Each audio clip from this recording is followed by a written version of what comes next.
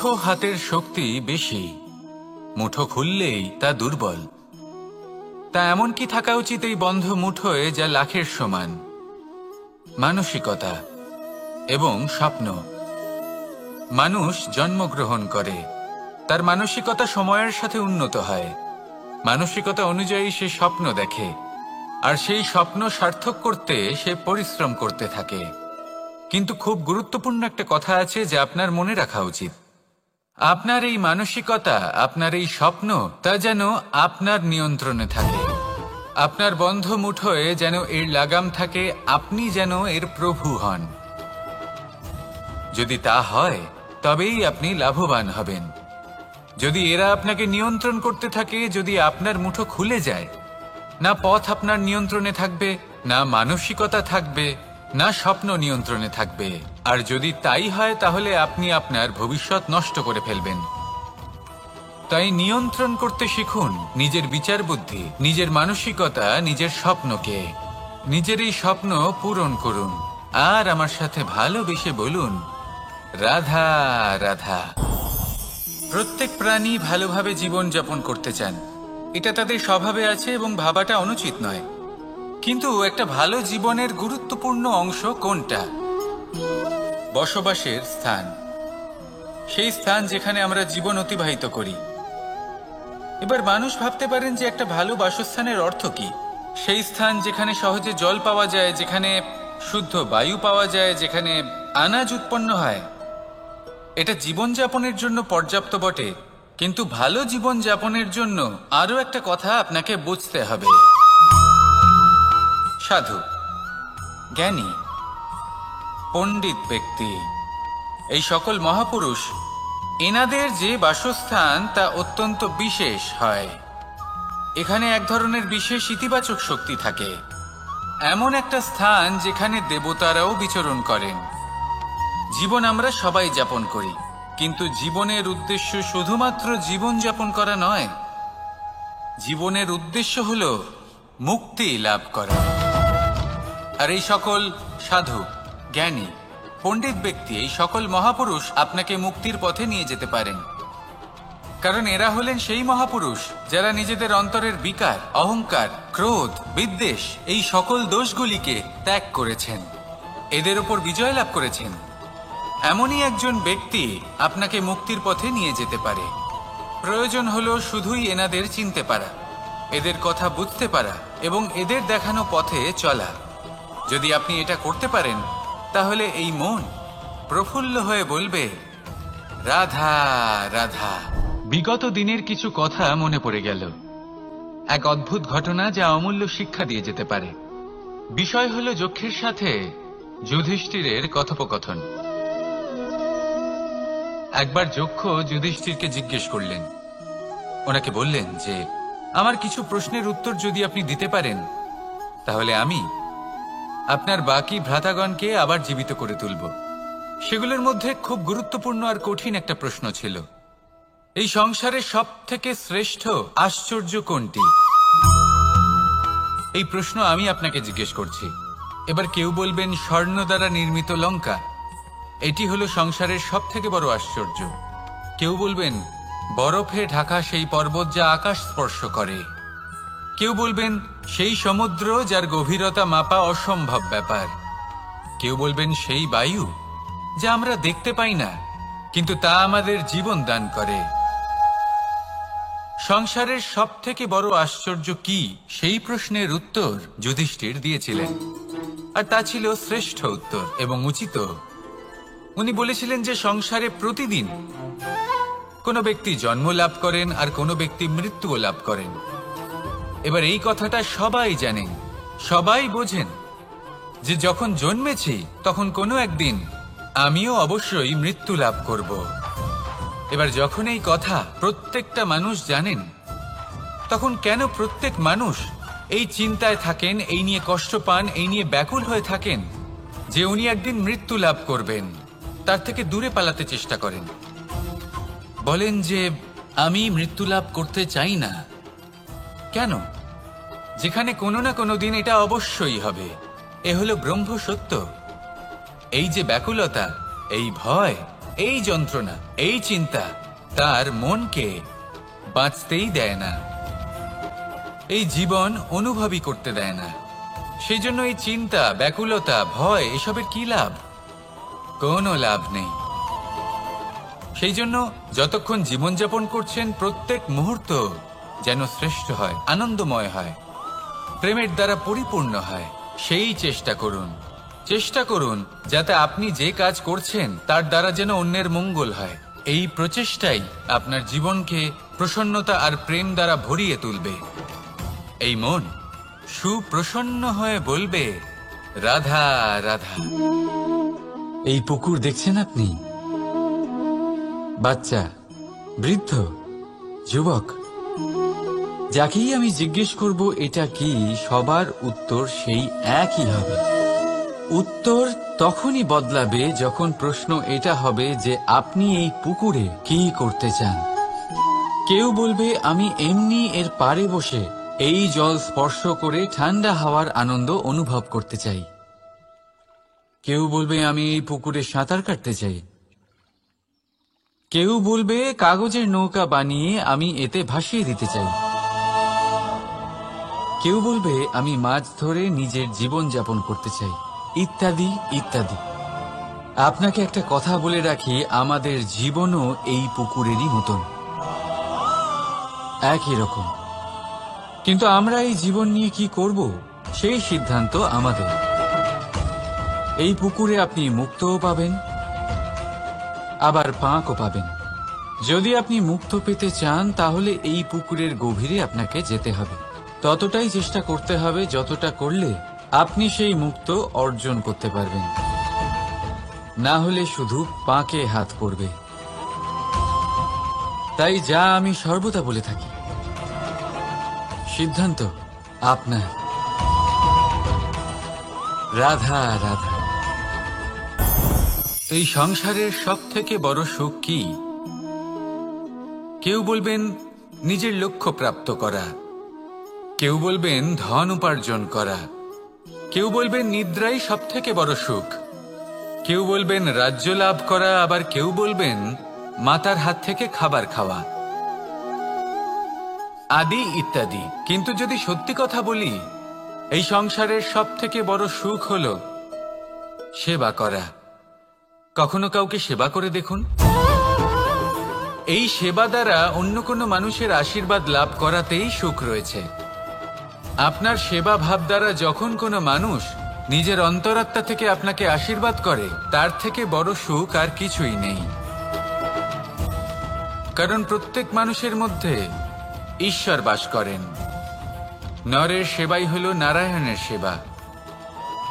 নিষ্কাম সেবা করাই হলো সব থেকে বড় সুখ। তাই নিজের অন্তরে সেবার এই ভাব জাগ্রত করুন।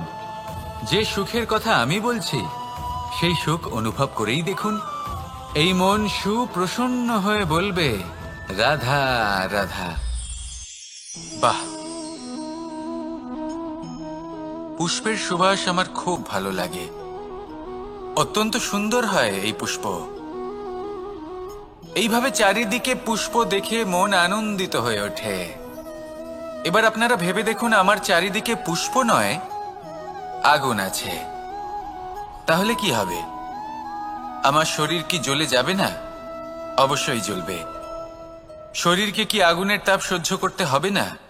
অবশ্যই সহ্য করতে হবে। এটাই হলো প্রকৃতির নিয়ম। এই নিয়ম কিন্তু আমরা সবাই জানি, কিন্তু আমাদের মধ্যে বেশিরভাগ মানুষ এই বিভ্রান্তি নিয়ে বাঁচি যে এই যে প্রকৃতির নিয়ম তা আমার ওপর প্রযোজ্য নয়। তা কিন্তু নয়।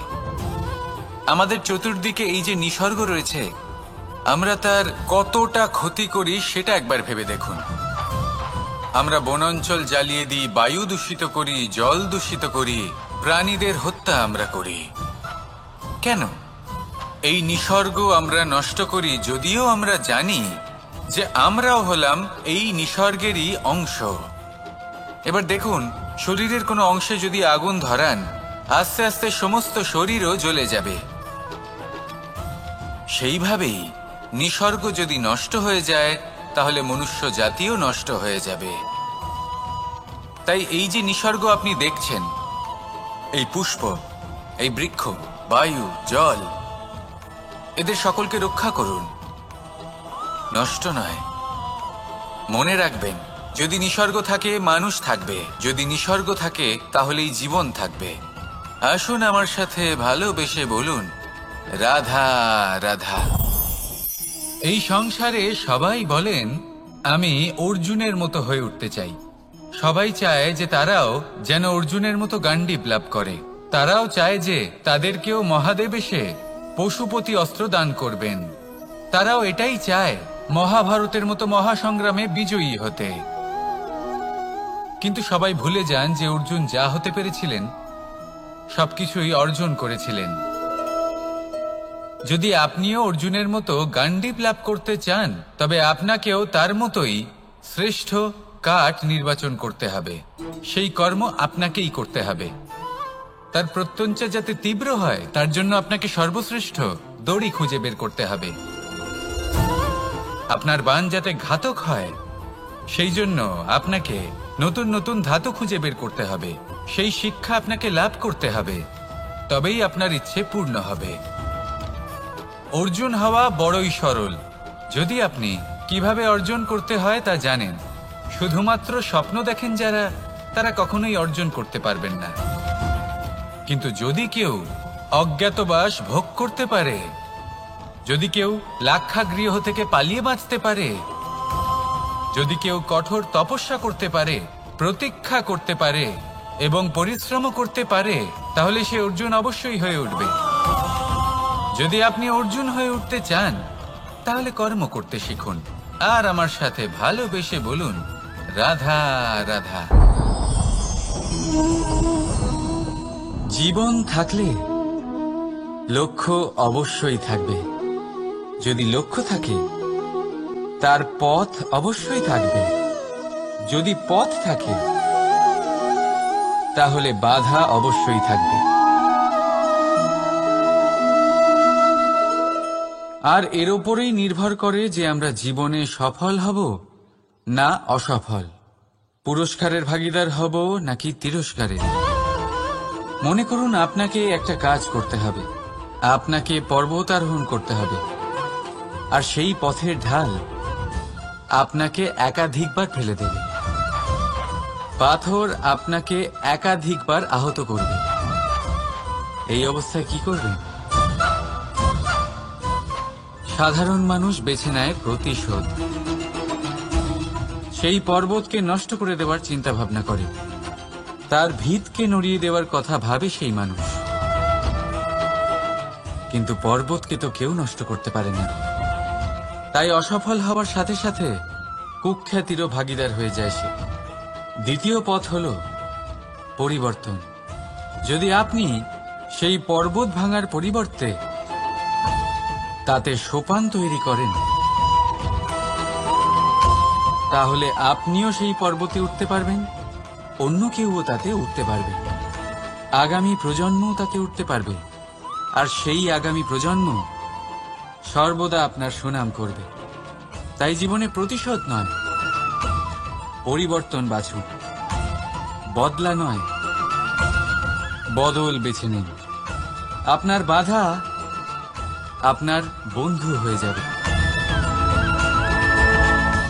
রাধা রাধা। সমস্ত মানুষের জীবন কিছুটা সমান হয়। মানুষ জন্মগ্রহণ করে, তারপর চলতে শেখে, জীবনে এগিয়ে চলে, বার্ধক্য লাভ করে, তারপর সমাপ্ত হয়ে যায়।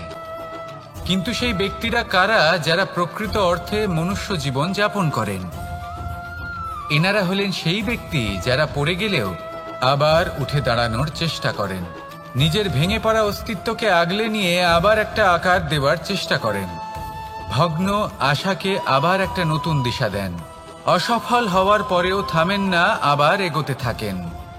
অসফল হওয়ার পরে যদি আপনি থেমে যান, তাহলে সাফল্য আপনার সামনে অপেক্ষা করে, কিন্তু আপনি তা দেখতে পান না।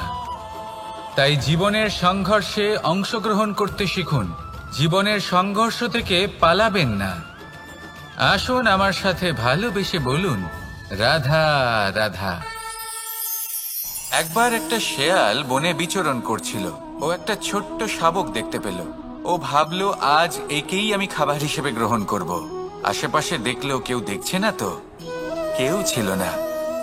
আর সেই শাবকের ওপর আক্রমণ করল, যা হলো একটা ঘোর অপরাধ। বনের নিয়ম অনুসারে আপনি কখনোই শাবকের ওপর আক্রমণ করতে পারেন না। তারপর এই খবরটা যখন রাজা সিংহ জানতে পারলেন, সভার আয়োজন করলেন। কিন্তু সেখানে শেয়াল বলল, আমি তো এরকম কিছু করিনি। কিন্তু যদি আপনি এরকম বলেন, কোনো প্রমাণ দিন, এর কোনো সাক্ষী আছে? তখন রাজা সিংহ পেঁচাকে ডেকে পাঠালেন, যে সেই মুহূর্তে বৃক্ষের শাখার ওপর বসেছিল। সে সব কিছু দেখেছিল। পেঁচা সব সত্যি কথা বলল, আর শেয়ালকে মৃত্যুদণ্ড দেয়া হলো। এবার এই কাহিনী আমি আপনাকে কেন শোনালাম? কারণ মানুষও কখনো কখনো এরকম কর্ম করেন যা শিয়াল করেছে। এটা ভাবেন কেউ দেখছে না, যখন আমি অনুচিত কর্ম করতেই পারি। কিন্তু না, আপনি যাই করুন না কেন, কেউ না কেউ অবশ্যই তা দেখছে। কোনো ব্যক্তি না হলেও কোনো প্রাণী, না হলে কোনো যক্ষ বা দেব বা প্রেত। যদি এনারা কেউ না দেখেন, তাহলে ধরিত্রী মাতা দেখেন, যেখানে দাঁড়িয়ে আপনি সেই কর্ম করছেন, তাই না? তাই একটা কথা সবসময় মনে রাখবেন, কে দেখছেন কে দেখছেন না সেই বিষয়ে ভাবা ছেড়ে দিন। এটা খুব সহজ কথা। আপনি যদি উচিত কর্ম করেন, উচিত ফল পাবেন। যদি অনুচিত কর্ম করেন, তাহলে আপনি অনুচিত ফল অবশ্যই পাবেন। সেই জন্য উচিত পথে চলতে থাকুন, উচিত কর্ম করতে থাকুন, আর আমার সাথে ভালোবেসে বলুন, রাধা রাধা। মানুষ বড়ই বিচিত্র প্রাণী। এই মানুষ যখন তার হাত খালি থাকে, তখন তার চোখ স্বপ্নে ভরা থাকে।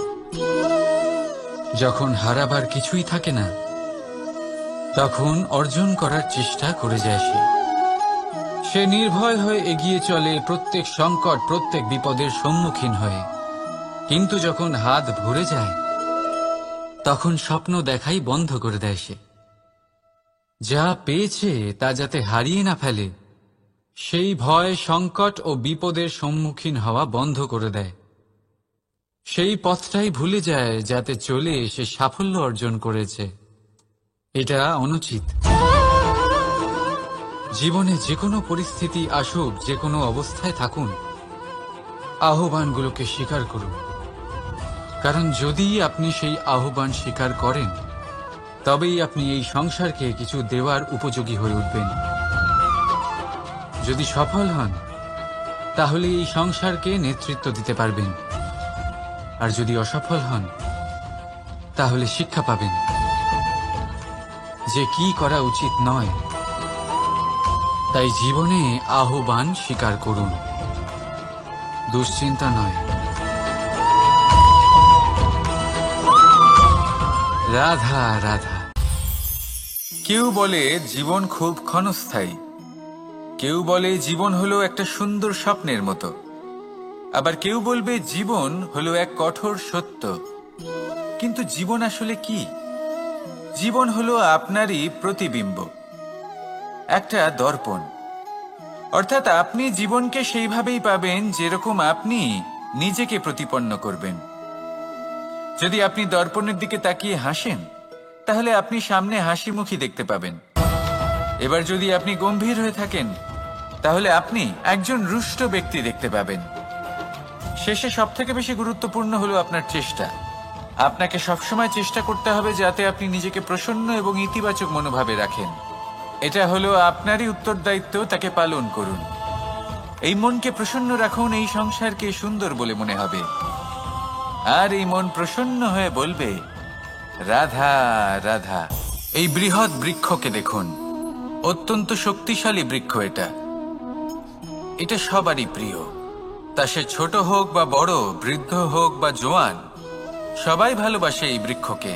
আর সত্যি বলতে এই বৃক্ষ সবাইকে সেবা করে, সবাইকে ফল দান করে, সবাইকে ছায়া প্রদান করে। দূর থেকে দেখে মনে হয় এর কোনো পরিচর্যার প্রয়োজনই নেই। কিন্তু একজন কুশল মালী এইভাবে ভাবেন না।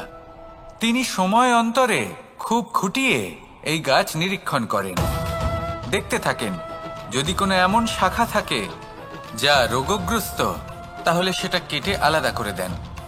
যদি এমন কোনো শাখা থাকে যা মৃত, তাহলে সেটা আলাদা করে দেন। আর এইভাবে উপযুক্ত দেখাশোনা করার কারণেই এই বৃক্ষ এইভাবে সুস্থ হয়ে থাকে, সতেজ হয়ে থাকে, সবার সেবা করতে থাকে। আপনাকেও নিজের সাথে সেটাই করতে হবে। নিজের জন্য আপনাকে একজন কুশল মালী হয়ে উঠতে হবে। রক্ষা করতে হবে নিজের শরীরের, নিজের মনের। আপনার শরীর যদি রোগগ্রস্ত হয়ে পড়ে তাহলে ওষুধ গ্রহণ করতে হবে। যদি এই মন কোনো এক কারণে বিচলিত হয়ে পড়ে তাহলে তার থেকে নিজেকে মুক্ত করতে হবে। আপনি যদি নিজের যত্ন নেন তবেই এই বৃক্ষের মতো হতে পারবেন, সেই বৃক্ষ যে সবারই প্রিয়, সবাইকেই সেবা করে। আসুন আমার সাথে ভালোবেসে বলুন, রাধা রাধা। এই সংসারের সব থেকে গুরুত্বপূর্ণ তত্ত্ব কোনটা? প্রথম হলো সময়। জন্ম থেকে মৃত্যু পর্যন্ত এই যে সময়, এটাই তো হলো জীবন। দ্বিতীয় হলো জীবন, যাতে আমরা সময়ের সদ্ব্যবহার করি, শ্রেষ্ঠ থেকে শ্রেষ্ঠতর কাজ করার চেষ্টা করি। বহু বছরের এই পরম্পরা, এই সংস্কৃতিকে এগিয়ে নিয়ে যাওয়ার চেষ্টা করি। এই সংসারে আমরা অংশগ্রহণ করতে চেষ্টা করি। তৃতীয় হলো ধন, সেই ধন যা প্রত্যেক ব্যক্তি অর্জন করতে চেষ্টা করেন। এবার এই তিনটি তত্ত্বের মধ্যে একটা সামঞ্জস্য আছে, সমান ব্যাপার আছে। সে ধনই হোক বা সময় হোক বা হোক জীবন। আর সেই সমান ব্যাপার হলো যে যদি আপনি এটা গণনা করতে থাকেন তাহলে তা কমতে থাকে, যদি আপনি এটা ব্যবহার করেন তাহলে তা বাড়তে থাকে। একে সংগঠিত করে রাখতে চেষ্টা করলে এ হাত থেকে ফসকে যায়, কিন্তু যদি আপনি একে সামলে রাখতে শিখে যান তাহলে এমন কাজ করবেন যাতে সংসারের সাথে সাথে পরবর্তী প্রজন্ম লাভবান হবে। যদি কিছু শিখতে চান তাহলে সামলাতে শিখুন, গণনা করা বা সংগঠিত করা নয়। আসুন আর আমার সাথে ভালোবেসে বলুন, রাধা রাধা। আমাদের শরীর প্রকৃতির সর্বশ্রেষ্ঠ রচনা। যে অঙ্গ প্রত্যঙ্গ আমরা লাভ করেছি প্রত্যেকটির মধ্যে একটি নিজস্ব বার্তা রয়েছে। একটু ভেবে দেখুন, দুটি চোখ দিয়েছে দেখার জন্য, দুটি কান দিয়েছে শোনার জন্য, নাসিকাও আছে দুটি, দুটি হাত দিয়েছে দ্বিগুণ পরিশ্রম করার জন্য। কিন্তু জীব শুধুমাত্র একটি, তার উপরেও তীক্ষ্ণ বলিষ্ঠ দাঁত দিয়েছে তার রক্ষার জন্য। কখনো ভেবে দেখেছেন কেন?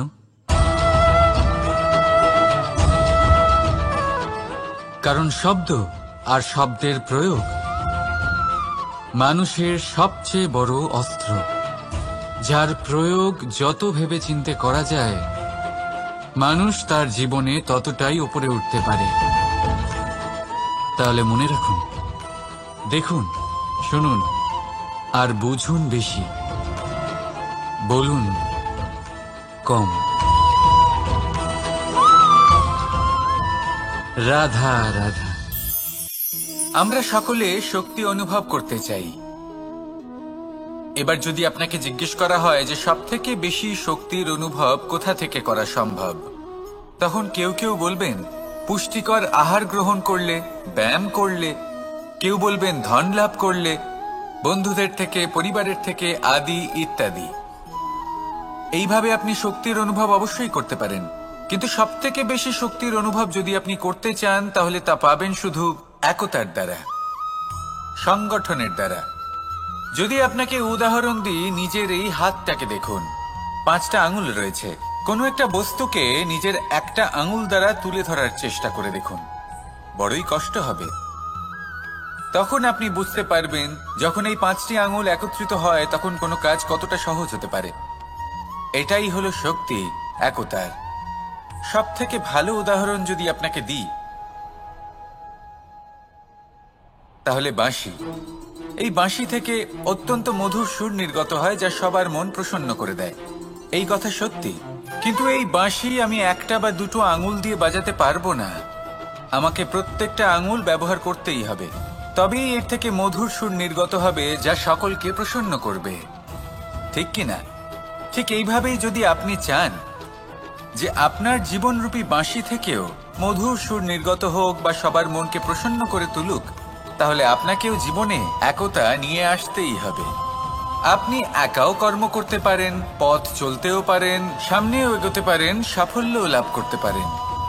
কিন্তু যখন সকলে একসাথে এগোবেন, সেই পথে চলবেন, সেই কর্মই করবেন, তখন লক্ষ্যে অবশ্যই পৌঁছবেন, সাফল্য অবশ্যই লাভ করবেন। কিন্তু সেই সাফল্য এবং তার আনন্দর সংমিশ্রণটাই একটু অন্যরকম হবে। তাই জীবনে ঐক্যবদ্ধ হন, একসাথে মিলে এগোতে থাকুন, আর আমার সাথে ভালোবেসে বলুন, রাধা রাধা। এই হলো বট গাছের একটা বীজ।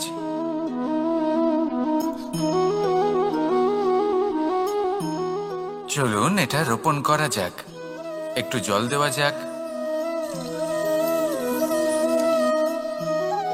এবার এখানে একটা বিশাল বটবৃক্ষ উৎপন্ন হবে। কিন্তু কিভাবে? এতে কে সাহায্য করবে? এটা সম্ভব কে করে দেখাবে? প্রকৃতি।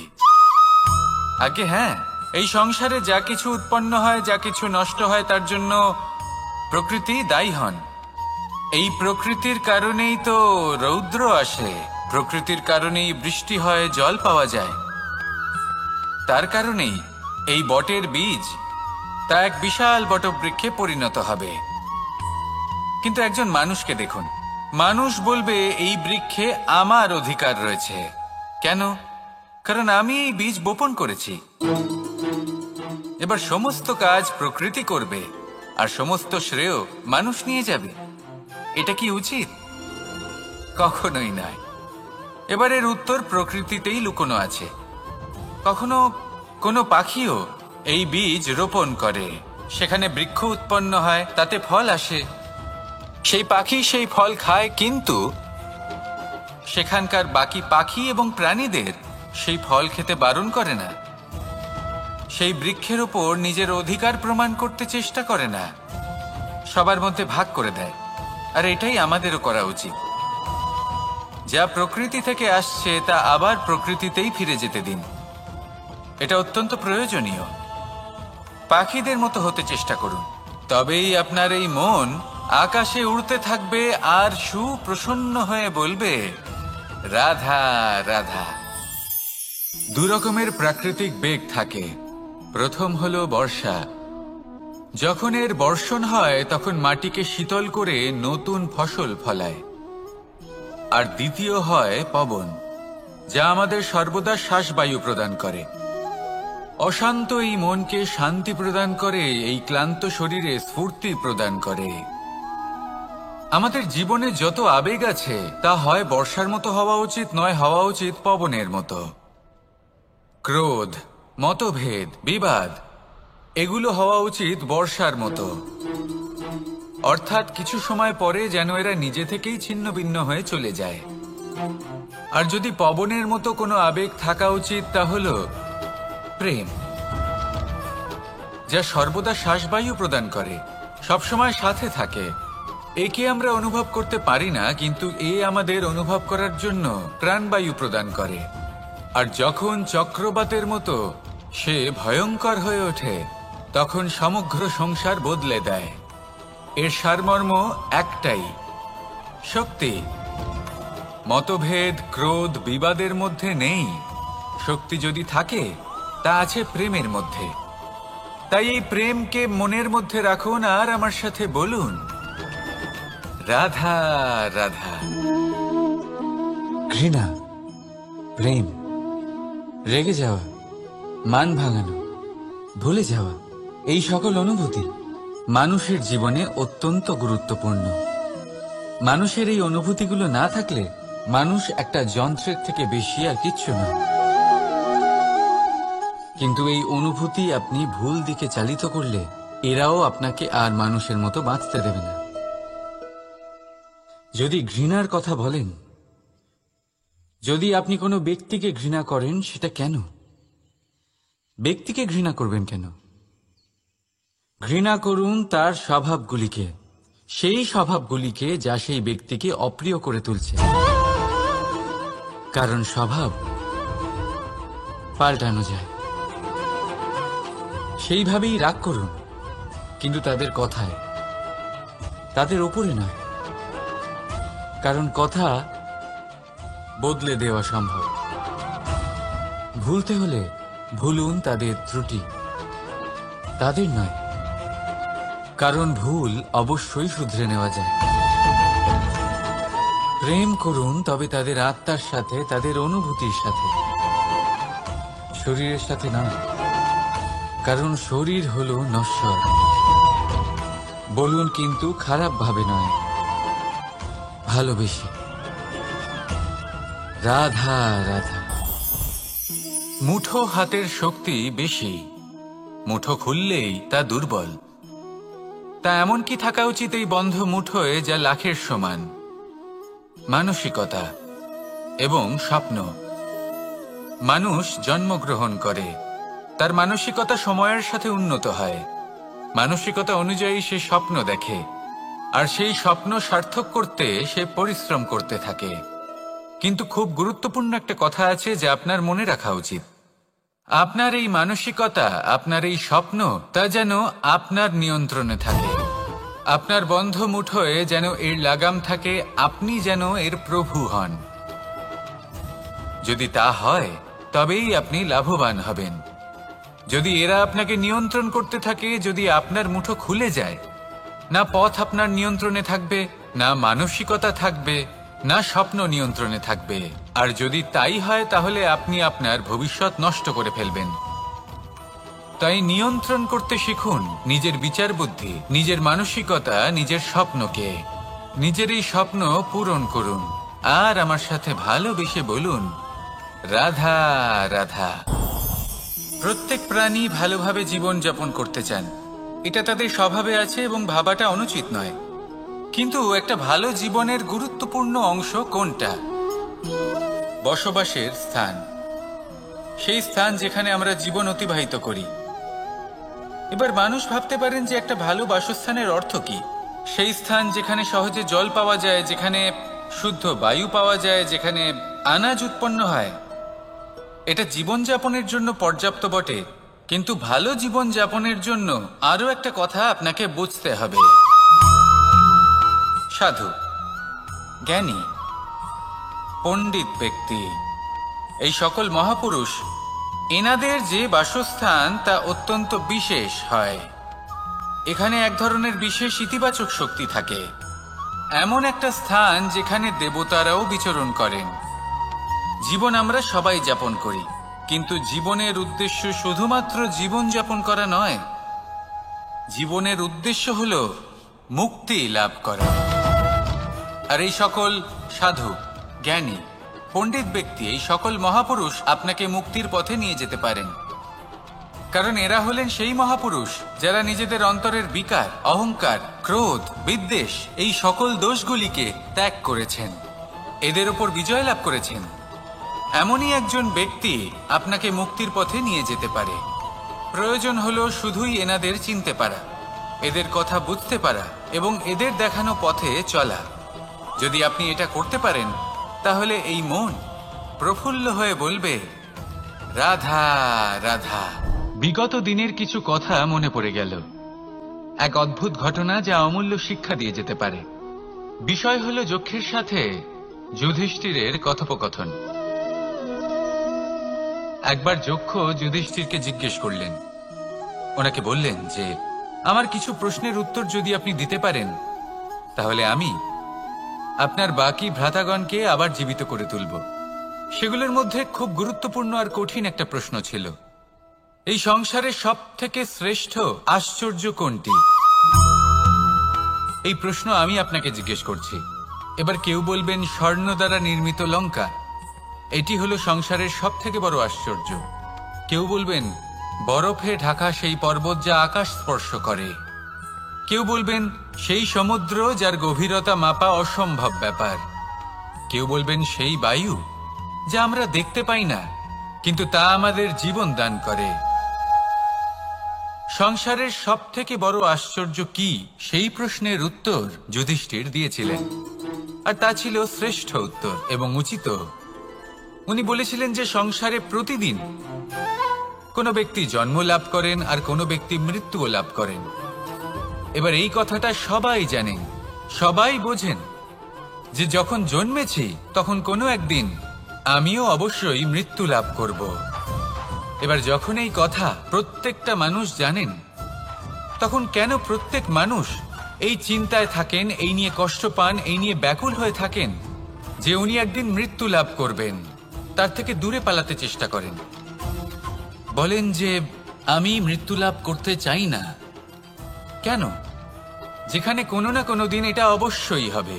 এ হলো ব্রহ্ম সত্য। এই যে ব্যাকুলতা, এই ভয়, এই যন্ত্রণা, এই চিন্তা তার মনকে বাঁচতেই দেয় না, এই জীবন অনুভবই করতে দেয় না। সেই জন্য এই চিন্তা, ব্যাকুলতা, ভয় এসবের কি লাভ? কোনো লাভ নেই। সেই জন্য যতক্ষণ জীবনযাপন করছেন প্রত্যেক মুহূর্ত যেন শ্রেষ্ঠ হয়, আনন্দময় হয়, প্রেমের দ্বারা পরিপূর্ণ হয়, সেই চেষ্টা করুন।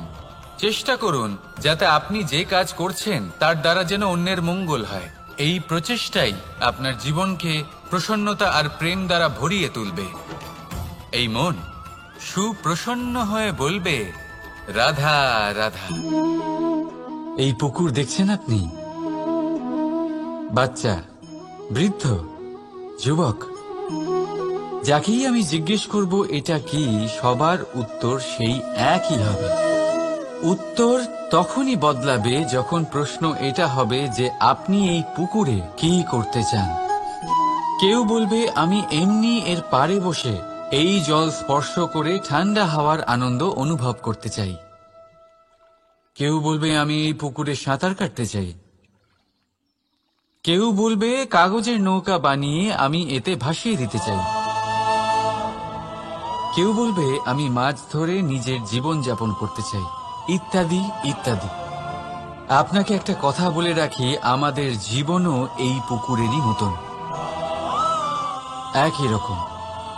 কিন্তু আমরা এই জীবন নিয়ে কি করব সেই সিদ্ধান্ত আমাদের।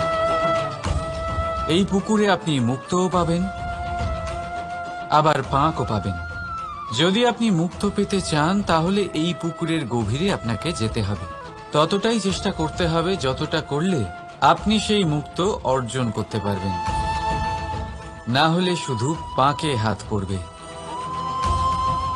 তাই যা আমি সর্বদা বলে থাকি, সিদ্ধান্ত আপনার। রাধা রাধা। এই সংসারের সব থেকে বড় সুখ কি? কেউ বলবেন নিজের লক্ষ্য প্রাপ্ত করা, কেউ বলবেন ধন উপার্জন করা, কেউ বলবেন নিদ্রাই সব থেকে বড় সুখ, কেউ বলবেন রাজ্য লাভ করা, আবার কেউ বলবেন মাতার হাত থেকে খাবার খাওয়া, আদি ইত্যাদি। কিন্তু যদি সত্যি কথা বলি, এই সংসারের সব থেকে বড় সুখ হলো সেবা করা। কখনো কাউকে সেবা করে দেখুন। এই সেবা দ্বারা অন্য কোনো মানুষের আশীর্বাদ লাভ করাতেই সুখ রয়েছে। আপনার সেবা ভাব দ্বারা যখন কোনো মানুষ নিজের অন্তরাত্মা থেকে আপনাকে আশীর্বাদ করে, তার থেকে বড় সুখ আর কিছুই নেই। কারণ প্রত্যেক মানুষের মধ্যে ঈশ্বর বাস করেন। নরের সেবাই হলো নারায়ণের সেবা। নিষ্কাম সেবা করাই হলো সব থেকে বড় সুখ। তাই নিজের অন্তরে সেবার এই ভাব জাগ্রত করুন। যে সুখের কথা আমি বলছি সেই সুখ অনুভব করেই দেখুন। এই মন সুপ্রসন্ন হয়ে বলবে, রাধা রাধা।